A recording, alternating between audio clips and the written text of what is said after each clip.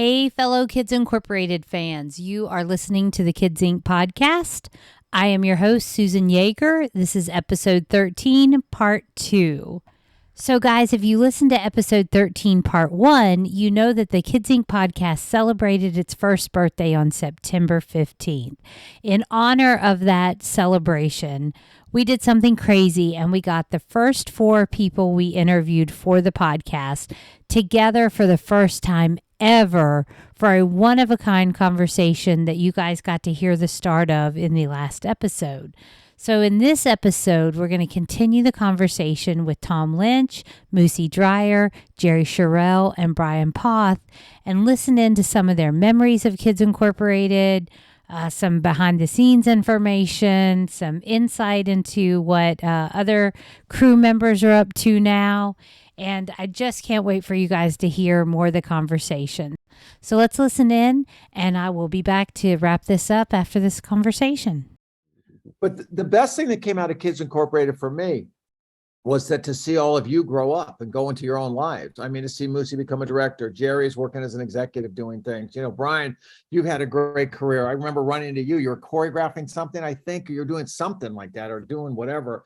And just, you know, Rasan, there's a songwriter. Martika, I lost touch with. She had her record and was doing that, and I'd see her once in a while and drop off, and then I didn't see her. And Stacy was so, you know, I was very, I'd run into Stacy. I remember I was at the Grammy Awards and I was with Outkast. We were doing a show I was doing a show with Andre 3000. So we're at some party after, and Stacy came running by me, and I go, Stacy. She goes, "It's Fergie." "Tommy, how are you?" "Okay, it's Fergie. Got it." And she was so sweet. And it was just to see all of you grow up into your lives has really been lovely. It's really been lovely. It's been nice to see. So yeah, I'm really proud of Stacy. I'm still going to call her Stacy. Sue me or write my congressman. But right.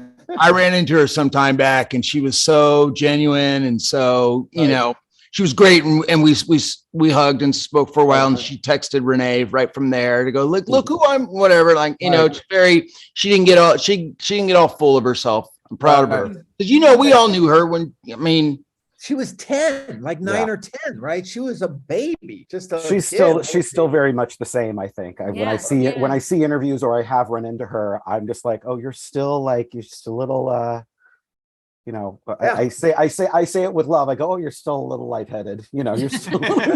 I just remember always with Stacy, we were always just like, Stacy, your line. Yes. Stacy, okay, no, we're all moving over here now. There was a great moment where, you know, Riley was talking to the group about, I don't know, sending some kind of moral message or whatever. And it was supposed to be Stacy's line, and it went silent, and she was around behind me, like sitting, you know, behind me. And I knew what she was doing. And I just waited until I heard Tommy over the PA, "Stacy, you know, back to one." I had longer hair, you know, and she was just sitting there twirling the back. Oh my God, Moosie, I can't believe I watch clips now, and Rasan is doing that all the time to Renee, because Renee had like the bouncy, like, you know, Blair from Facts of Life hair for a couple seasons. And there's just scenes where Renee is acting and she's talking and she's, you know, guys, you need to be nicer to me, and he's just playing with her, just looking at her, playing with her hair. It's like 4 different times. I'm like, how did this get on TV? Yeah, she was just lost in the Oh, that's so great. Moment. I just real quick want to go back to, so Susan, when you say that Tommy had you on as PA and whatever, not only do I feel like, well, that's about right. I don't know if the rest of you guys know this, but like, so some of the directors on Kids Inc., so there was Gary Halverson, who did many, and Michael Dimmich.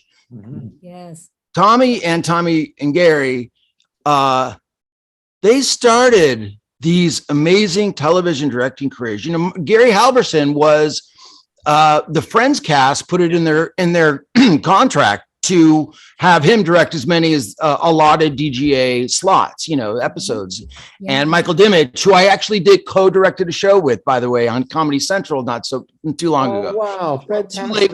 Too late with Adam Carolla. Yeah, right. He was the main director, and I was doing the single camera like segments and stuff. And it was a great reunion there. But there are others too who came out of that show that so it's not even just like the Marios, the you guys, the Stacy and everybody, and the directors went on, they got a whole bunch of multi-camera experience on Kids Inc.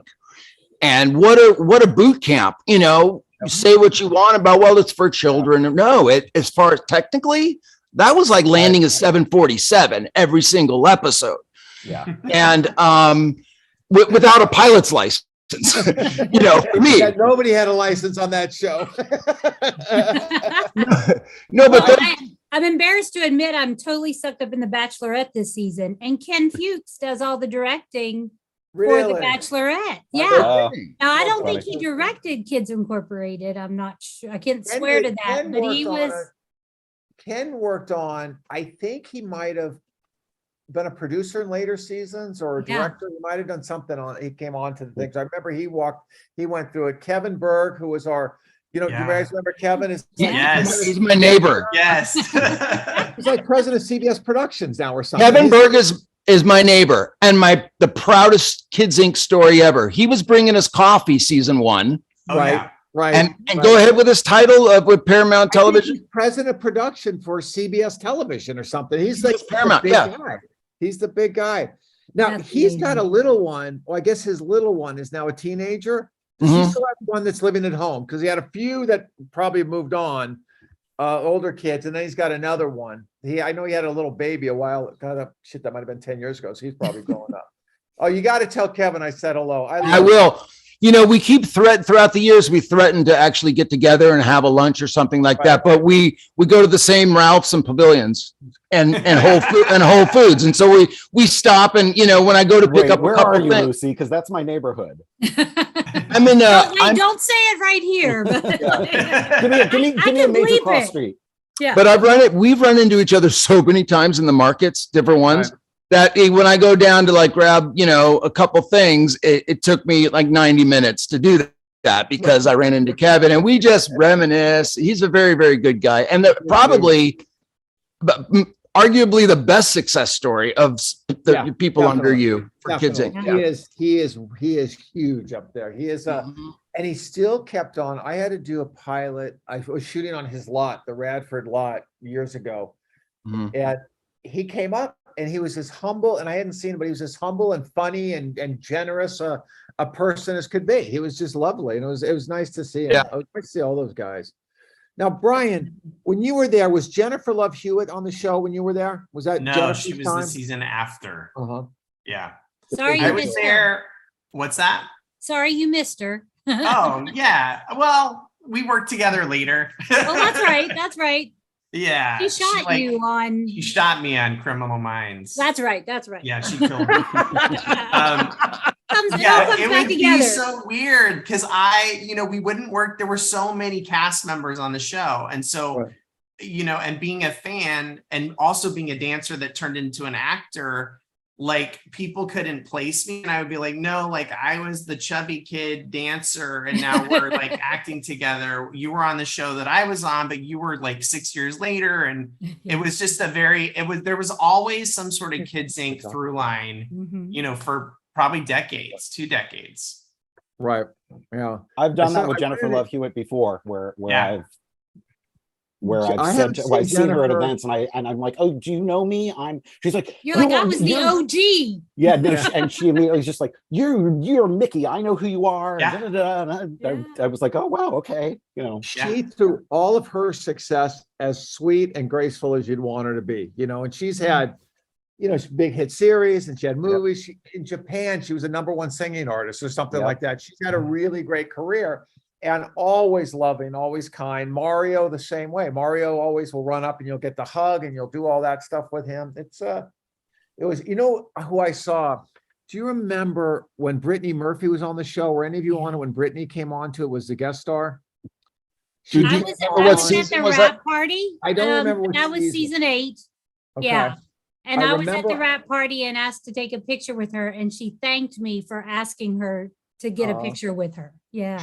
I saw her. She was dating a friend of mine, and we were at Live Earth in London and she was there, and I got to see her and hadn't seen her in years, and just so beautiful. And then tragically, that didn't end right. That was That was a sad one. That was a sad one.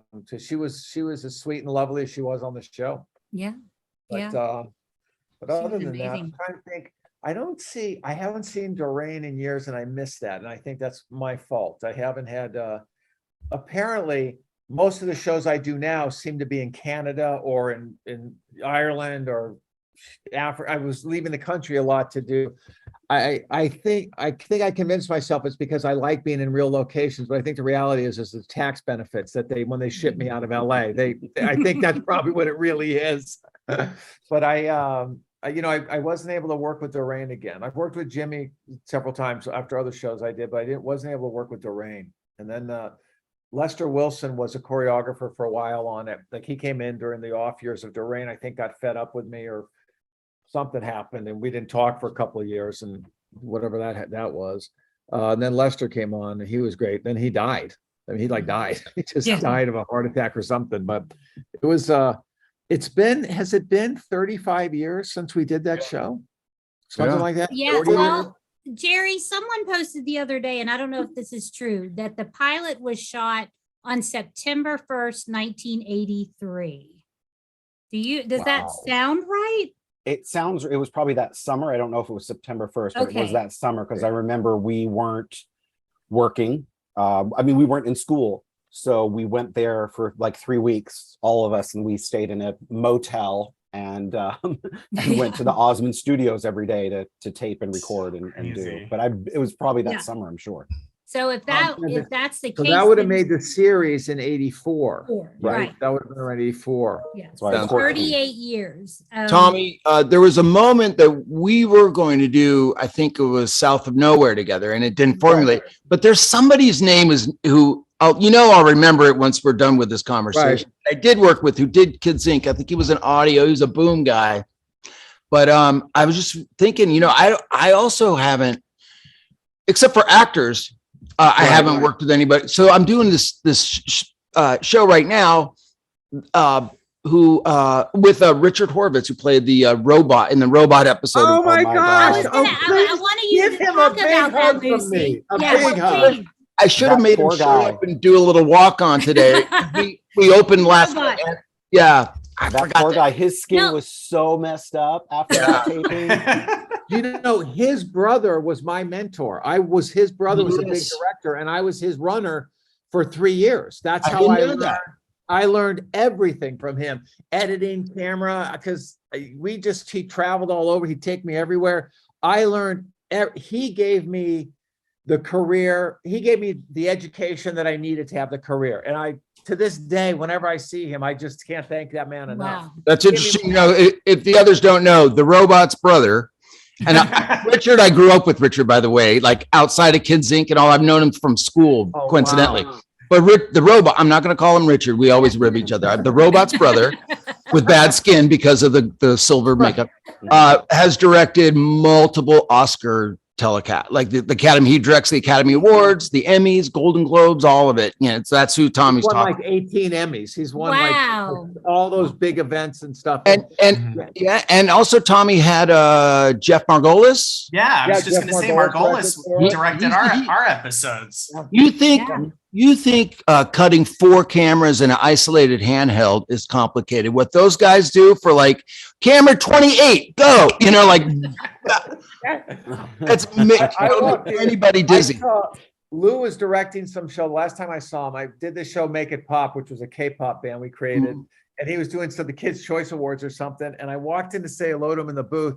And there was 18 cameras. And I'm like, oh, no, no. Give me my film show, my one camera, maybe a second one if I'm doing some action. I'm going down the street now. I can't do that, man. Well, now we just on multicam now. Now I know what you're saying. I agree with that many cameras, but now you just kind of roll them all at once and it's all in the edit. And for the audience, like when I was doing Reba, for the audience, there'd be just a kind of an on-site camera switcher for the audience to get, and then that's not what's going to air. You go back in and cut it, Cut it up, you do it all. So they just ISO all 4 cameras then, right? Yeah, They just absolutely. And everything. then it's all about the edit.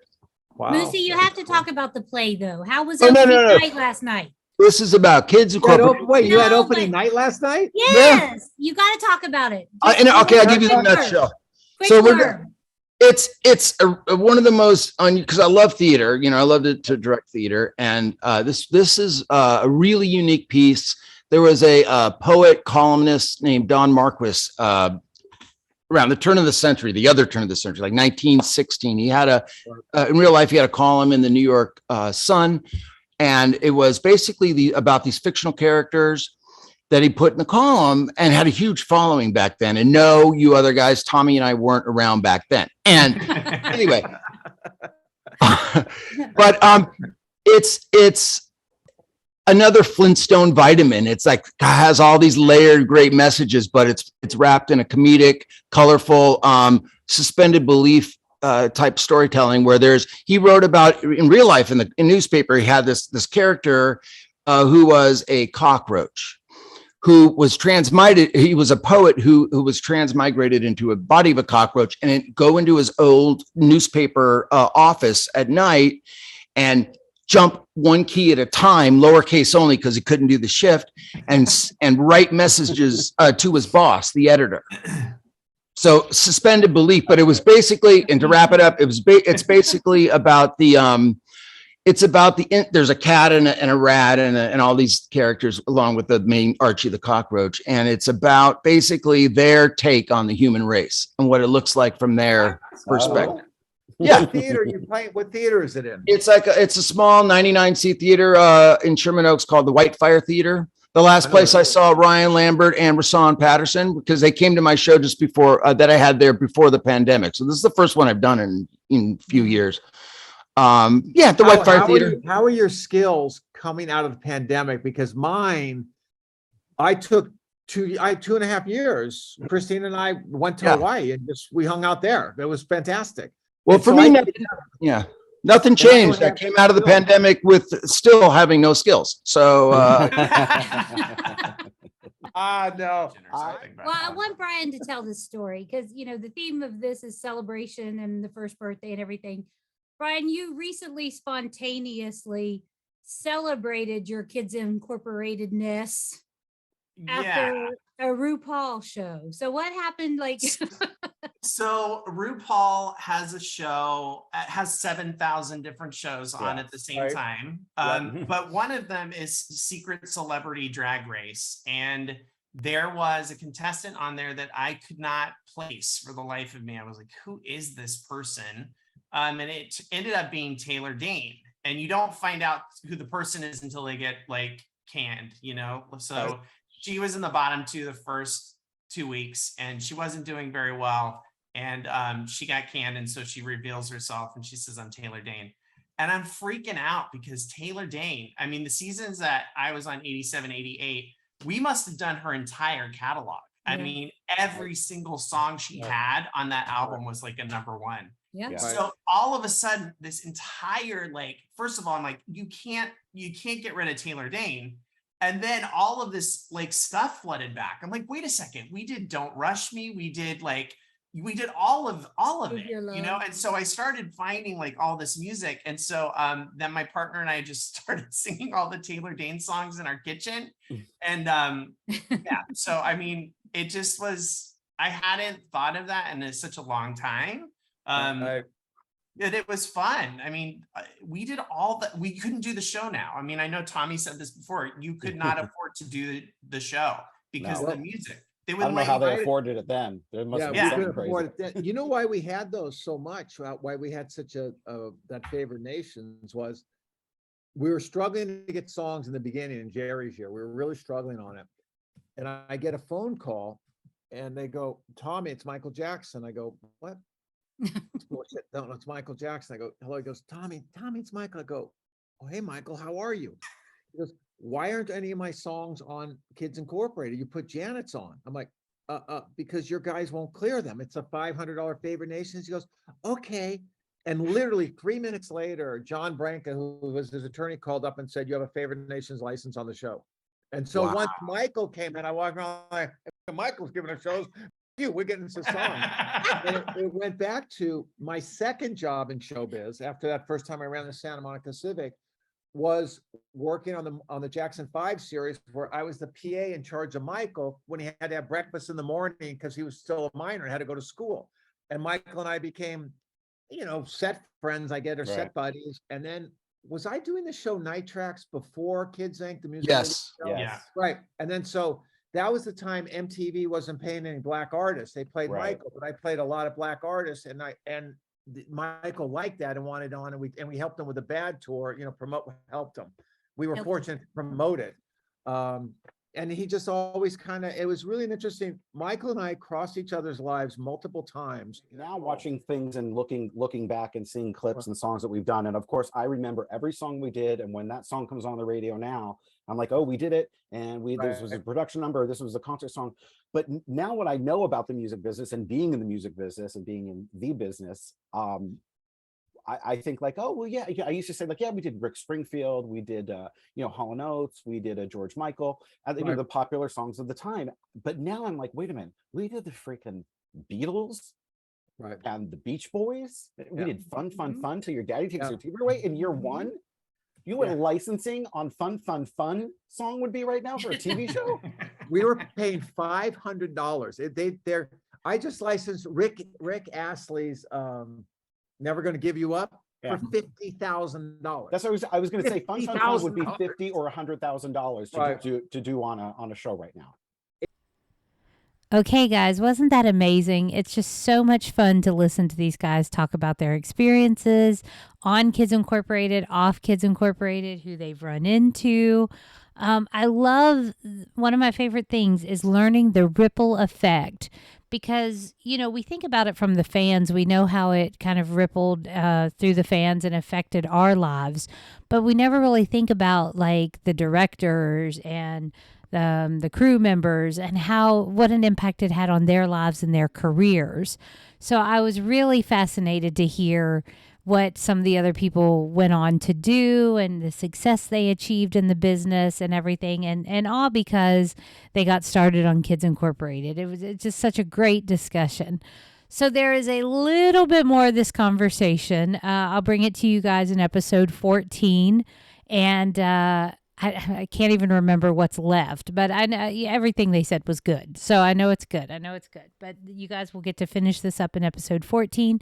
I'll get that out to you as soon as I can. I don't know what else to say. Again, I just can't thank you guys enough for always being there, being so supportive. Episode 13, part 1, I could not get over the views. We had like almost 500 views within the first 48 hours. I mean, it was insane. And I just can't thank you guys enough for getting excited about this and giving me a platform to bring this to you guys. I'm so excited and so happy to be on this journey with you. So I will go get episode 13, part 2 off and running. I will get episode 14 to you as soon as possible. But in the meantime, be good to others, be good to yourself, and may the joy, excitement, hope, and magic that was Kids Incorporated find a way into your life every day. See you next time.